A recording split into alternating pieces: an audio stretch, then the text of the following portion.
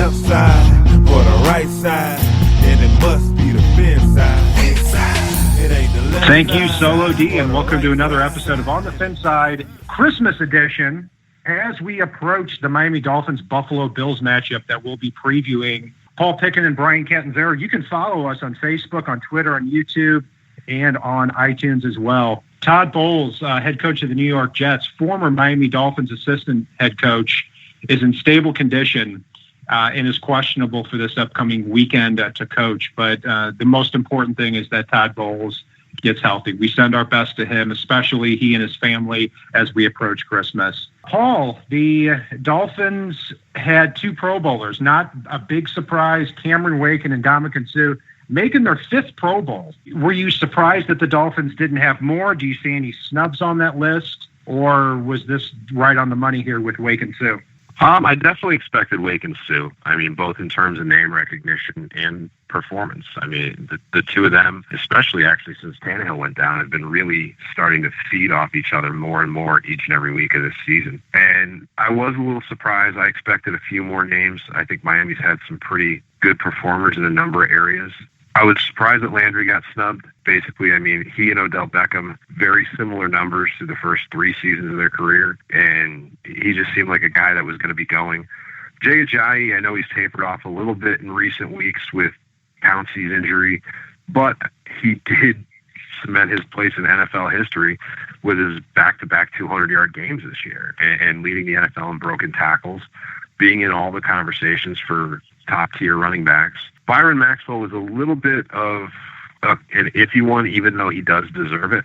And I know Michael Thomas got a lot of Pro Bowl push for the special teams role, but I understood that one not being the case, especially when in recent weeks, Walt Aikens has truly been the top performer on the team in terms of special teams. So, yeah, the three I was a little surprised at were Landry, Ajayi, and Maxwell, even though I know two of them got named as alternates. Yeah, I was Suh and Wake were no surprise to me.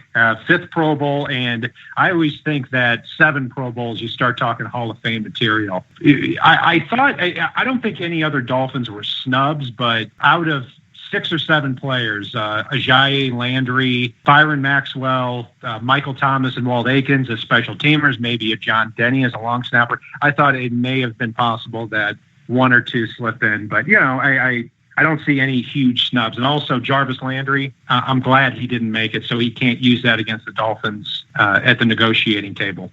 So, Paul, looking forward here to the Dolphins-Bills matchup, just a few stats beforehand.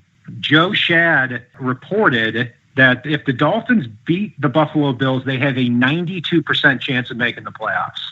If they lose to the Bills and beat the Patriots in Week 17, they have an 88% chance of making the playoffs. And if they lose both games, the Dolphins have a 2% chance of making the playoffs. And I think we can all agree that they don't deserve it at that point in these last 2 games anyway. What's your feeling heading into these last 2 games? Honestly, I put out a stat myself this week. It was after watching everybody bat around the 800 different scenarios that there are for the playoffs, given that there are several teams at 8-6, nipping at the Dolphins' heels. It's a pretty simple stat. You win 2 in the next 10 days, it really doesn't matter what anybody else does. And I do think Miami wins this game against the Bills this weekend. I think there's a very good chance that the Broncos lose, and then every other game out there doesn't really matter for the Dolphins, including the Dolphins' final week against New England. It won't matter for either team, which would be a great feeling. But really, I think that there's a very good chance that Miami at least splits the final 2 games. This is not the same old Dolphins team that we've had in the past that would go into the final 2 weeks controlling their own destiny and basically just throw up on their own laps. I think Miami pulls it out this weekend, and if need be, I think there's a decent chance next week with New England at home. Yeah, when you look at the Patriots this weekend, they're 17-point favorites against the Jets. And my understanding is if the Jets don't win that game, which nobody expects them to, then the Patriots have nothing to play for in Week 17. So, yeah, the Dolphins are in prime position to win this football game. Let's dig a little bit deeper into the matchup. Shady McCoy has been on a tear lately. Did make the Pro Bowl over Jay Ajayi. Wasn't a surprise to me. On the season has over 1,100 yards rushing, almost 1,500 total yards. And in 3 of the last 4 games has 100-plus rushing yards. in this contest. I'll tell you this right now. When you look at how Bilal Powell did against the Dolphins last week, running the ball straight up the gut, Earl Mitchell and Jordan Phillips and Kiko Alonso in the middle of that Dolphins defense really have their work cut out for them, and I think that's a key part of this matchup. I'm actually torn. I do think Shady McCoy is going to get his yardage, but looking back at the way the Dolphins have schemed on defense this season, especially given the fact that every outside linebacker they've ever thought about has either been trash or injured this year. But it's almost like the Vance Joseph has schemed this where, okay, go ahead, run around a little bit, blow a little clock for us. Totally cool. We're going to let you get your rushing yards. That's not how you're going to beat us. And I can't think of a single game they've lost this year where somebody ran rampant and it had any type of impact on the game. Now, there are several games they've won where opposing rushers had a glut of rushing yards, but that hasn't seemed to kill the Dolphins. What's killed this team has really been when they've had their DBs too far off the ball and allowed that big gap between the front four and the back four with a couple of floaters in the middle, that has killed the team. The short passing area and then allowing the deep ball off of the DBs trying to adjust to the short passing area when they're at too much depth. That's where it worries me. So it seems odd that Shady McCoy running rampant isn't a huge worry, even though I think he will get his yards. But I'm not worried about it because that really hasn't been what's killed us at all season. Yeah, and in fact, when you look back at the last 9 games where the Dolphins are 8-1, the most yardage from an opposing starting running back was Matt Forte with 92 yards. And that was a game that the Dolphins won, and 63 of those yards came on 2 carries. So the Dolphins, I agree, even though they give up a higher yards per carry total, then it's still overall at the running back spot, they've limited those star running backs to not many yards.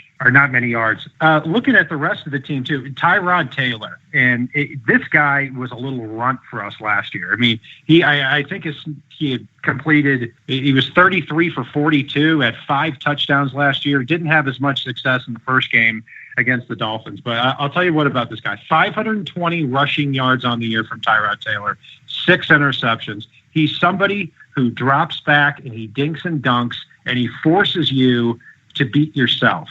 And that's what the Dolphins have to avoid in this game. Yeah, he's definitely one of those quarterbacks that tends to give this defense fits.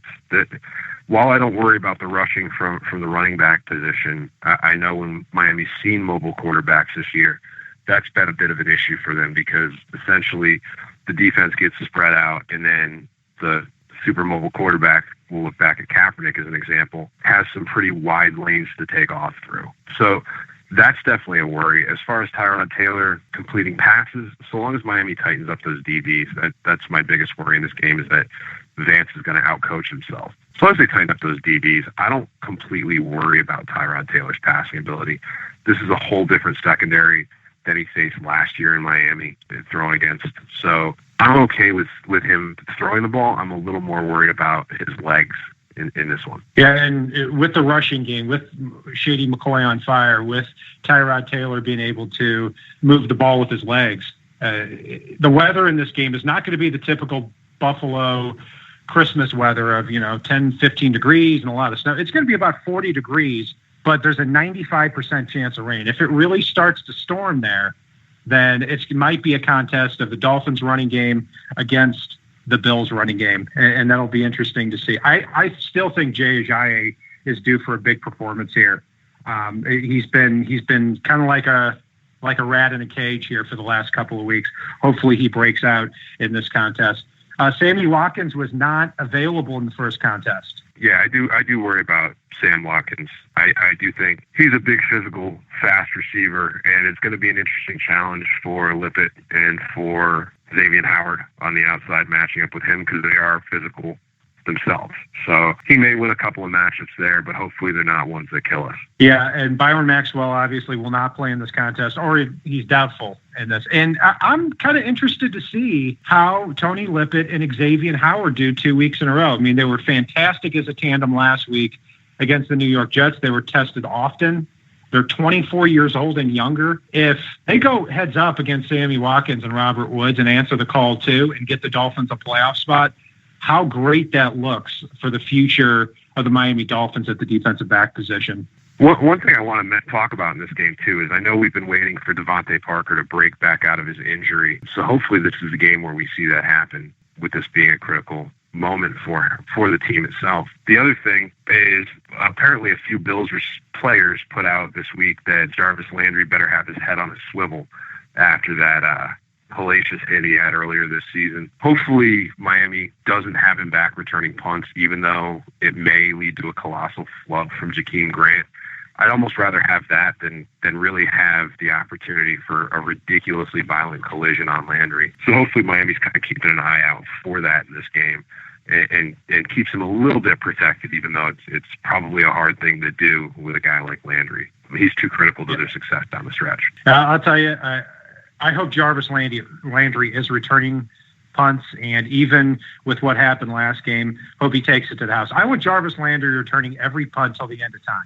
And it's not so much that what Jakeem Grant has done is unforgivable. I think that much of Jarvis Landry is a punt returner.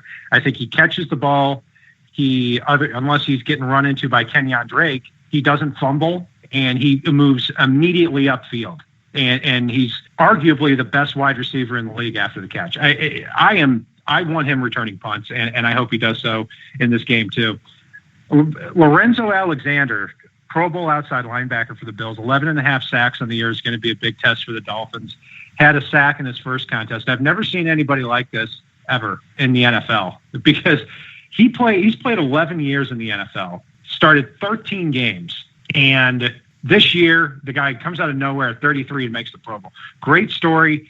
That's going to be a very big matchup here with Matt Moore at quarterback.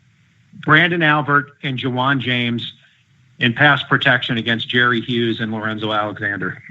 Yeah, no, it's their defense definitely scares me a little bit here. They've got a few Pro Bowl snubs of their own over on that side of the ball, and really this is going to be a true test for the offensive line. Hopefully guys like Laramie Tunsil and Brandon Albert are even more healthy this week, so they can keep that push so we can see a little more success from Ajayi, especially if there's a good rainstorm for this one. Paul, looking at the Bills roster, there's been talk that Rex Ryan's job is in jeopardy. The Bills go 7-9 last year. They're 7-7 right now. They're favored over the Dolphins. They're favored over the Jets in Week 17 of the season.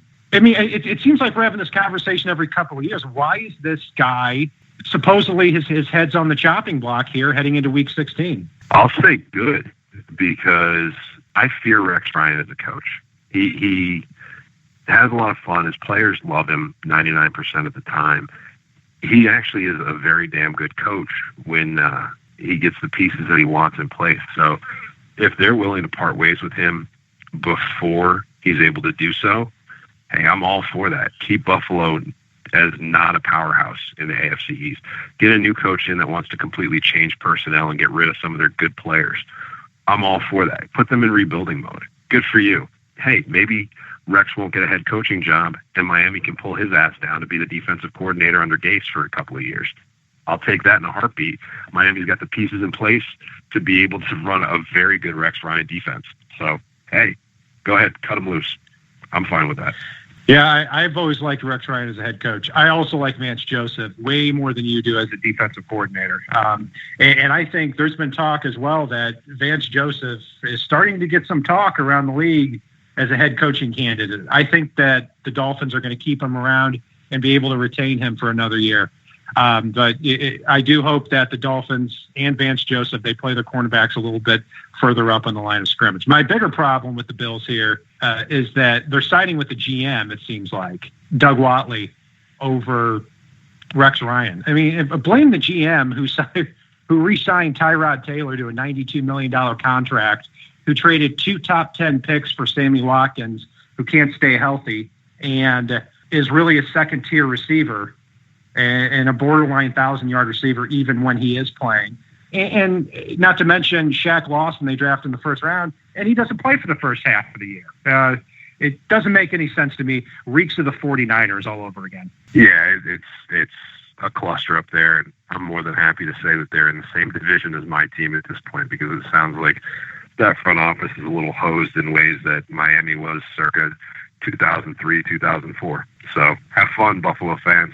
It's going to be a long, bumpy ride. Yeah. So, Paul, before we make our predictions, does anything else matchup-wise stand out for you in this game? I'm very interested to see if Matt Moore can continue his success. I know he does throw a lot of 50-50 balls.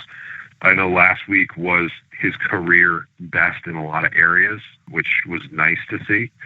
I'm hoping he can continue the success we saw last week, because as much as we need Ajayi to get his yards this week, as much as we need Vance Joseph to, fingers crossed, play his defensive backs the way he's supposed to instead of out-coaching himself, really that's going to be one of the three key cogs there that helps this team succeed in this game and potentially clinch their playoff spot just in time for Christmas dinner on Sunday. You bet. And, yeah, that's what I'd like to really see in this game is, even though the Dolphins overall defensively have played very well over the last 9 weeks, it seems like every week the opposing offense comes out and rams the ball right down the Dolphins' throat. They get down 7-0, and then they adjust from there and really play well the rest of the game. I hope that they limit the Bills right up front. So, Paul, here we are, 2 weeks left. Like you said, the Dolphins, by Christmas night, could be in the playoffs for the first time since 2008 and the second time since 2001. I mean,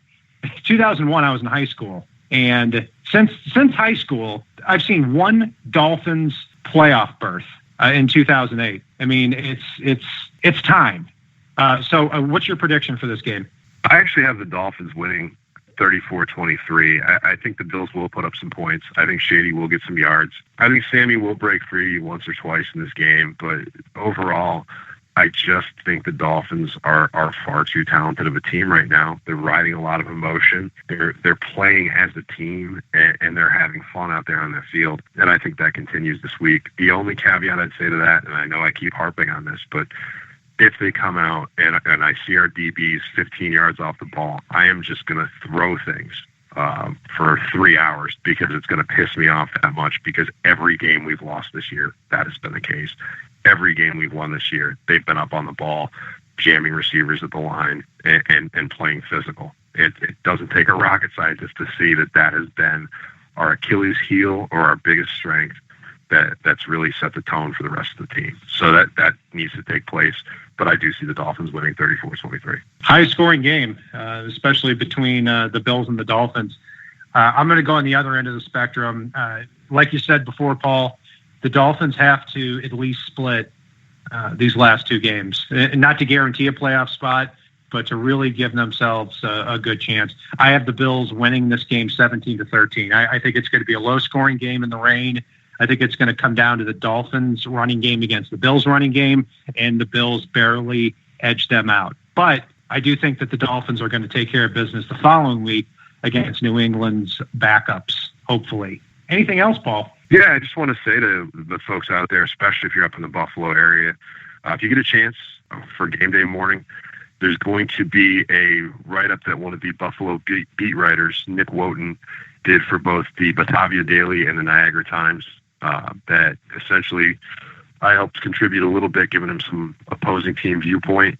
So links will be up on my Twitter account, @fanatic_pick, as well as on our Twitter account for on the Fin side. And that will do it here for our Christmas show, previewing the Miami Dolphins-Buffalo Bills matchup. Merry Christmas, Happy Holidays, Happy Hanukkah, whatever you celebrate, have a great holiday season. And if it's not on the right side, and it's not on the left side, it is on the Fin side.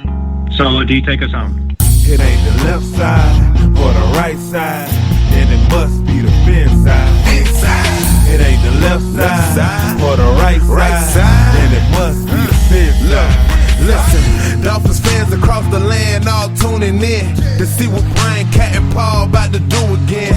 We rep our team, you can't change, stop, or ruin it. All we need is to figure what to do to win. Fins Radio, live and direct. Win or lose, we're showing up for every contest.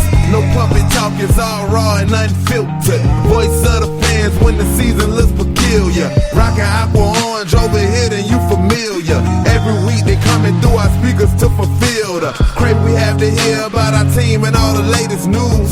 Vets the rookies trying to make the team, paying dues. Current players and alumni interviews. City to city, state to state, follow the moves. Call the hotline, Dolphins Dolphins talk set to go. Best sports team and show all across the globe.